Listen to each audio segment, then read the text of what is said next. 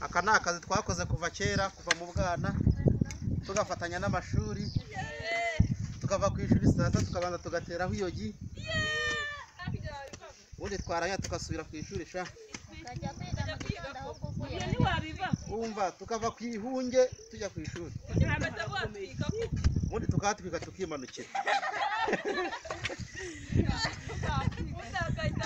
Agashya burundu.